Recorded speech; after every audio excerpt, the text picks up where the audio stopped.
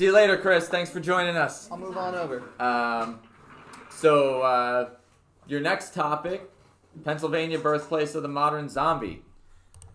Asbury Park mentioned in their article about PA being the birthplace of the modern zombie, with the 1968 production of George Romero's production of Night of the Living Dead being filmed in Pittsburgh, taking place in Pittsburgh, which opens Pennsylvania up to a whole bunch of different kind of zombie-themed events. There's the zombie walk that happens basically all throughout the state. Multiple zombie-themed escape rooms up in Harrisburg. Obviously, we know what the best one is. And they do re-showings of Night of the Living Dead at locations and other George Romero productions.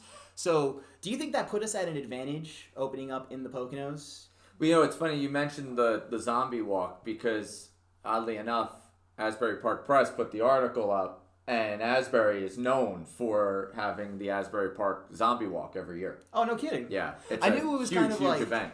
I knew it was it wasn't like a one state thing. I know other places do it. Yep, huge event. So that's cool.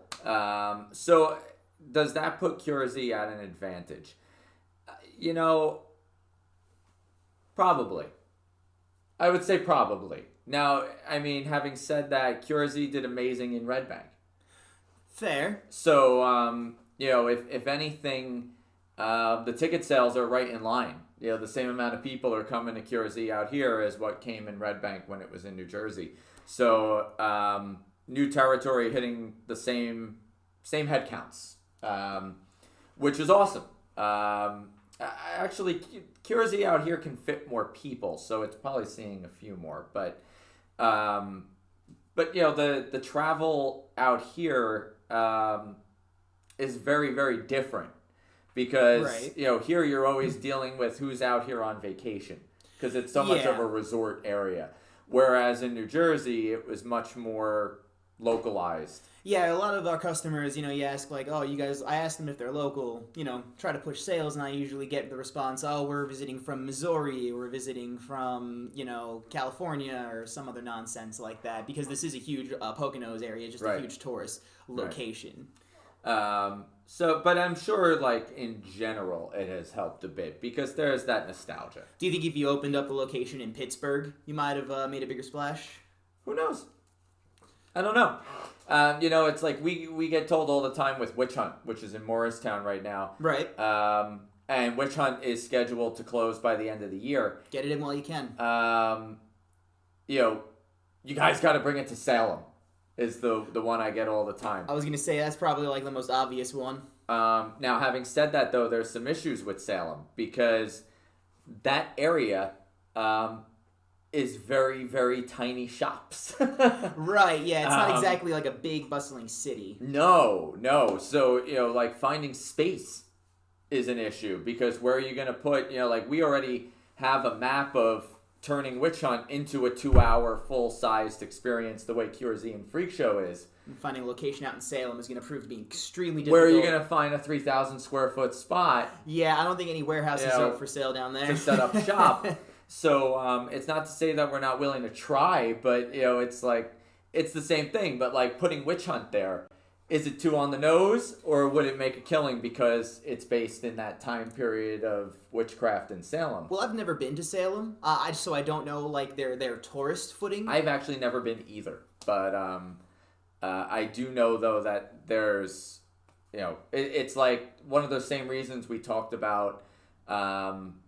Putting Witch Hunt in Jim Thorpe was because that town was so immersed in witchcraft and and that kind of vibe that we figured this might be a no-brainer to put it in for even a small amount of time before putting it to where we wanted to put it. And Jim Thorpe being the bigger city too is an actual more town than say Salem is. Jim Thorpe's a pretty tiny little place. I feel like it'd be easier finding a 3,000 square foot location than it would be in Salem, though.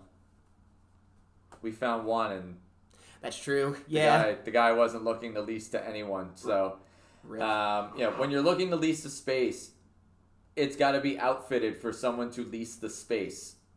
Don't expect the future tenant to outfit literally everything. And then quote them one price, and then be like, no, it's gonna be $2,000 more a month, because we're gonna have to put in HVAC.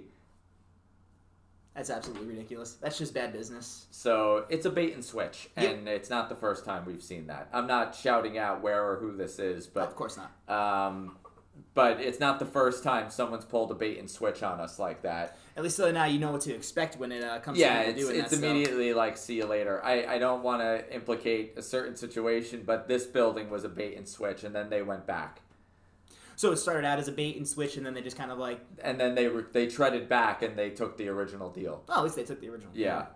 But I had to totally walk away and be like, we're not taking the space, and be okay with that. And then like 3 days later, they called up, and they're like, you drive a hard bargain. Well, sometimes you just have to make an executive decision like that, you know? But yeah, it was like, oh, we made a mistake was the comment. And you know it's what? like, that's your mistake. I don't know how you made that mistake. You know, it's like you got to have pricing sheets to the address. Yeah, exactly. It doesn't make much sense otherwise. But, you know, the space is an issue, though. Like in the Poconos, there's tons of large square footage spaces. Absolutely. But in Jim Thorpe, there was not, and in Salem, there is not. Okay. So, you know, the question becomes, can you be right on the outskirts of Salem and still make the bang? But I imagine that to be possible if you can like just cut the travel time traveling from Salem to something else for something that would be, say, Salem related. Potentially. Okay.